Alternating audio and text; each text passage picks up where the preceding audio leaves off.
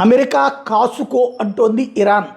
మరికొన్ని నిమిషాలలో లేదా మరికొన్ని గంటలలో మీకు చుక్కలు చూపెడతాం. ప్రపంచంలో ఇంతవరకు అమెరికా ఏనాడు అనుభవించనంతటి నష్టాన్ని కలిగిస్తాం.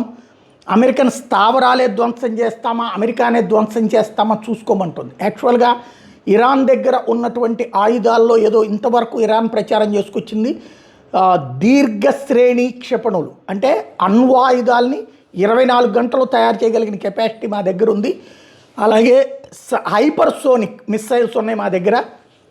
ఎయిర్ డిఫెన్స్ సిస్టమ్స్ని, ఇజ్రాయెల్ ఎయిర్ డిఫెన్స్ సిస్టమ్స్ని అయినా, అమెరికన్ ఎయిర్ డిఫెన్స్ సిస్టమ్స్ని అయినా ఛేదించగలిగినటువంటి టెక్నాలజీ మా దగ్గర ఉంది. అలాగే హ్యాకింగ్ ఎక్స్పర్టైజేషన్ అద్భుతంగా ఉందని ఇంతవరకు చెప్తూ వచ్చింది. వాళ్ళకి అనుకూల మీడియా ఫోకస్ చేస్తూ వచ్చింది. ఇప్పుడు ఏమన్నా అట్లాంటి లాంగ్ రేంజ్ మిస్సైల్స్తో నేరుగా అమెరికా మీద దాడి చేస్తుంది. ఇప్పటిదాకా అమెరికా స్థావరాల మీద దాడులు చేస్తుంది.